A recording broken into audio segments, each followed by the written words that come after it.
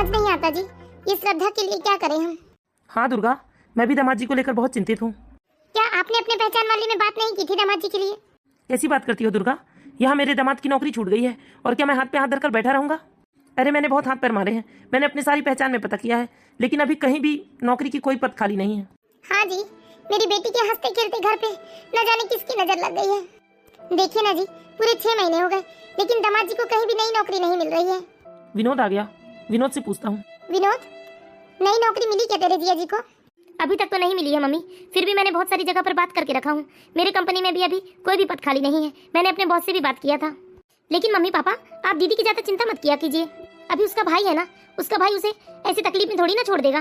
मैं अपनी बहन का पूरा ख्याल रखूंगा मम्मी, आप लोग ज्यादा परेशान मत होइए। इनकी तो जैसे कोई अपनी घर गृहस्थी है ही नहीं। अभी जाके अपनी मम्मी को बताती हूँ इनकी सारी बातें। ठीक है बेटा, और वैसे भी तुम्हारी दीदी का है ये कौन? सास ससुर तो पहले ही भगवान को प्यारे हो गए थे, और तुम्हारे जिया जी की अच्छी नौकरी और अच्छा व्यवहार देखकर हमने अपनी बेटी दिया था उन्हें। अब अचानक से उनकी कंपनी बंद हो गई तो वो भी बेचारे क्या कर सकते हैं। लेकिन फिर भी बेचारे घर पर नहीं बैठे रहते, वो भी दिन भर बस नौकरी की तलाश में यहाँ से वहाँ भटकते रहते हैं। बेटा, मुझे श्रद्धा की बहुत याद आ गई है। क्या हम लोग 1-2 दिन के लिए श्रद्धा के पास नहीं जा सकते? ऐसी बात नहीं है माँ कि हम दीदी के घर नहीं जा सकते, जा तो सकते हैं, लेकिन हमारे जाने से दीदी की परेशानियाँ और बढ़ जाएंगी। अरे जिया जी वैसी शर्मिंदा है मम्मी कि अपने बच्चे और बीवी के लिए कुछ अच्छा नहीं कर पा रहे हैं, और हमें देखकर जब हमारी खातिरदारी अच्छे से नहीं होगी तो उन्हें और बुरा लगेगा। एक काम करता हूँ मम्मी, मैं ही दीदी को यहाँ ले आता हूँ कुछ दिनों के लिए। हाँ, ये ठीक रहेगा बेटा। ठीक है मम्मी, कल मैं ऑफिस के बाद ही दीदी को लेने चले जाऊंगा। ठीक है बेटा। अरे बहुत भाग्यशाली माँ हूँ मैं जो मुझे तुझ जैसा बेटा मिला है। अरे मुझे इनका समझ में नहीं आता कि इनका अपना कोई परिवार नहीं है, तो जब देखो तब मेरी दीदी। अरे मेरी दीदी का ही रटन लगा के रखे रहते हैं ये। इस तरह तो धीरे धीरे ये अपनी सारी कमाई और मेरे दहेज में लाए सारे रुपये अपनी दीदी के यहाँ ये पहुँचा देंगे। लेकिन ऐसा कब तक चलेगा? चलो 1-2 बार की मदद हो तो समझ में आता है। क्या जिया जी की नौकरी जीवन भर नहीं लगेगी तो जीवन भर ही अपनी दीदी जिया जी को पालते रहेंगे? अभी बताती हूँ मैं अपनी मम्मी को। हेलो, हाँ बेटा, अरे लग गई तेरी नंदोई की नौकरी? नहीं माँ, यही तो समस्या है। अरे तो लग जाएगी बेटा। अरे उनकी नौकरी कभी भी लगे मम्मी, मुझे उनकी नौकरी से कोई ज्यादा लेना देना है नहीं। लेकिन इनको जानते नहीं हो क्या, ऐसे मरे जाते हैं अपने दीदी जिया जी के लिए। लेकिन ऐसा कब तक चलेगा बेटा? दामाद जी का भी तो अपना खुद का एक परिवार है। यही तो समस्या है ना माँ, इन्हें कौन समझाए? ये तो किसी की बात जैसे सुनना ही नहीं चाहते। मैं बात करूं क्या बेटा दामाद जी से?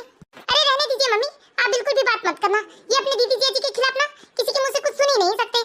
अगर गुस्से में आपको उन्होंने कुछ उल्टा सीधा कह दिया तो ना, आप बात मत कीजिए, मैं ही संभालती हूँ सारा मामला।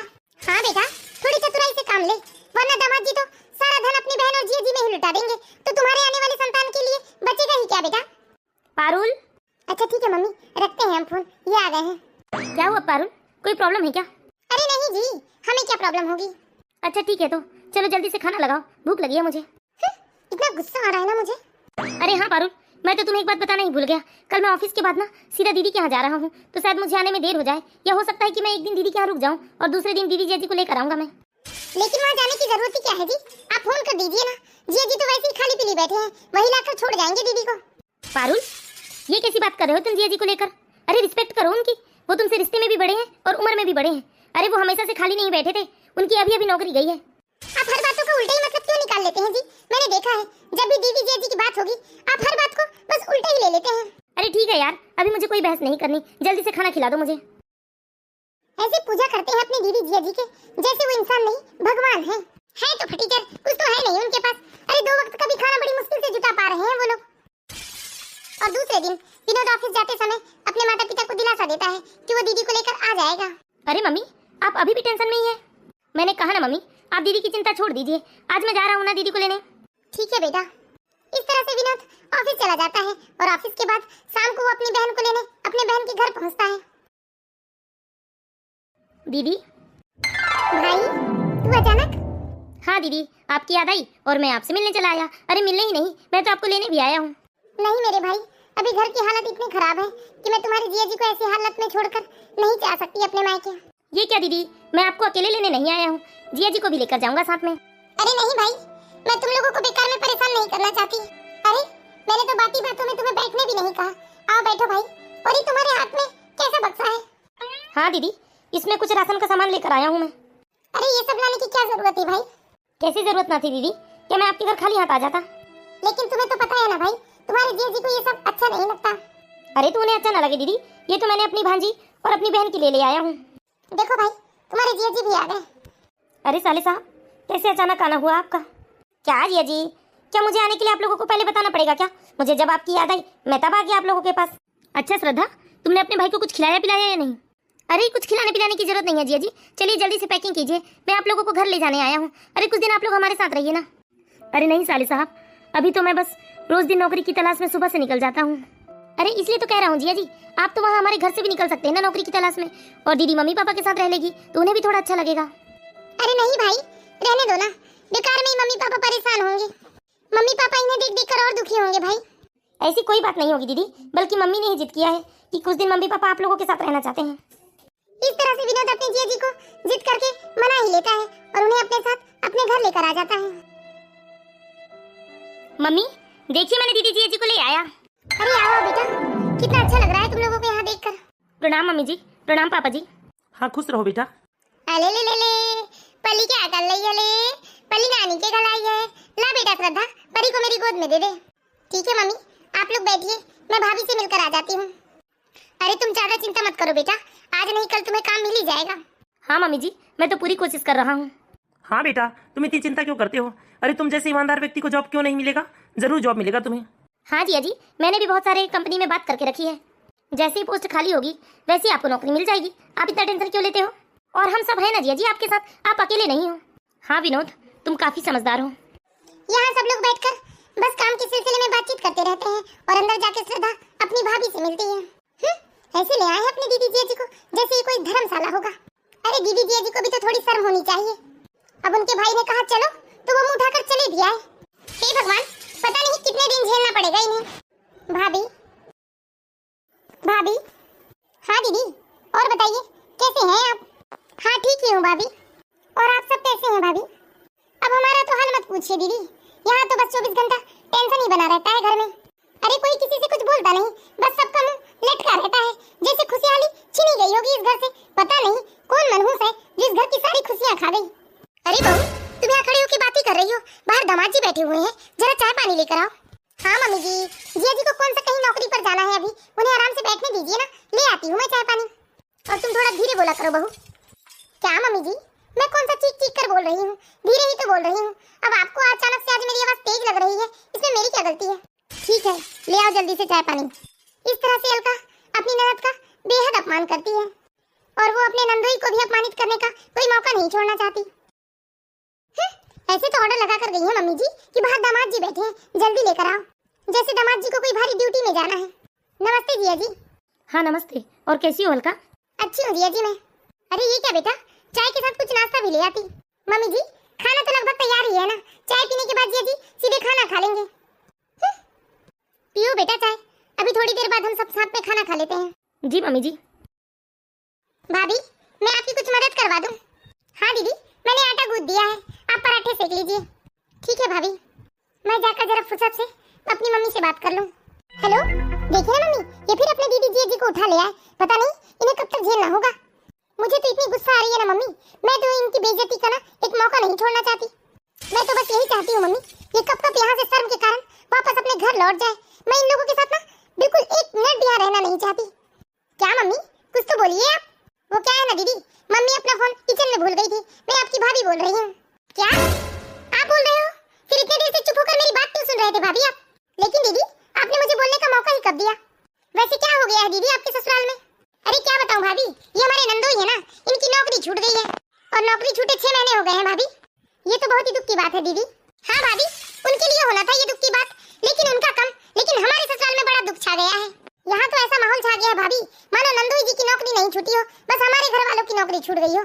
लेकिन दीदी सच में ये बहुत दुख की बात है, और आपके सास ससुर तो दीदी के माता पिता है ना, उनको तो बहुत दुख हो रहा होगा। और उनका एक इकलौता भाई है ना, भाई को भी तो बहुत तकलीफ हो रही होगी कि बहन के घर में इतनी बड़ी मुसीबत आन पड़ी है। अरे इकलौता भाई है तो क्या हुआ भाभी? अरे उनकी भी तो अपनी एक घर गृहस्थी है, क्या सारा धन अपनी बहन को ही लुटा देंगे? ये तो बहुत ही गलत बात है दीदी, आपको अपने ननद नंदोई के प्रति ऐसी सोच नहीं रखना चाहिए, बल्कि ये तो उनके लिए बहुत बुरा समय है, और इस बुरे समय में आप लोगों को दिल से उनका साथ देना चाहिए। समय तो आज नहीं कल कट ही जाएगा दीदी, लेकिन जो उनकी मदद करेगा इस समय में, वो जीवन भर उनका एहसान मानेंगे। आप तो अपनी पंचायतें बंद कीजिए भाभी, जब मम्मी आएगी ना तब बात करवाना मेरी। ये भाभी की बातों से तो ऐसा लग रहा था मानो मैं इनकी सगी नहीं, मेरी ननद इनकी सगी होगी। सच में ये माँ बेटी तो ना बहुत ही निर्दयी है, कभी कभी किसी के दुख को नहीं समझती। कैसे मुंह पर फोन काट दिया इसने मेरे। लेकिन मौका आने पर ना मैं ये अलका दीदी को बहुत अच्छे से सबक सिखाऊंगी। इसे समझाऊंगी कि एक बेटी के लिए अपना मायका होता क्या है। अलका, खाना लगाओ बेटा। अब मेरे इतने बुरे दिन आ गए हैं कि मैं इन गरीबों को अपने हाथ से परस कर खाना खिलाऊंगी। खाइए ना दामाद जी, और किसी चीज की जरूरत हो तो बता दीजिएगा। बेटा अलका, तुम्हारे पापा जी नहीं आए क्या अभी तक? नहीं मम्मी जी, पापा जी दीदी के साथ बैठकर कुछ बातें कर रहे हैं। वो बोल रहे हैं कि वो बाद में दीदी के साथ खा लेंगे। अभी आप खा लीजिए जिया जी के साथ। कैसा बना है बेटा खाना? जी मम्मी जी, बहुत ही स्वादिष्ट बना है। थोड़ी सी पनीर की सब्जी और ले आओ दामाद जी के लिए। नहीं है मम्मी जी सब्जी, मैंने सिर्फ 5 कटोरी ही सब्जी बनाई थी। नहीं मम्मी जी, इतनी सब्जी काफी है मेरे लिए। अरे अच्छे से खाओ ना बेटा। हाँ मम्मी जी। ये सब अलका जानबूझकर कर रही थी ताकि उनके ननद नंदोई जल्दी से अपमानित होकर अपने घर वापस लौट जाएं। और कहीं न कहीं अलका के ननद नंदोई को उसके इस व्यवहार से समझ में आ गया था कि वो नहीं चाहती कि हम लोग यहाँ रहें। सच में मम्मी जी, खाना बहुत ही स्वादिष्ट बना था। धन्यवाद अलका, जो तुमने इतना स्वादिष्ट खाना खिलाया हमें। हाँ जिया जी, आपने तो बहुत दिनों से ऐसा खाना खाया भी नहीं होगा। क्यों अलका, बस करो, क्या कुछ भी बोले जाती हो।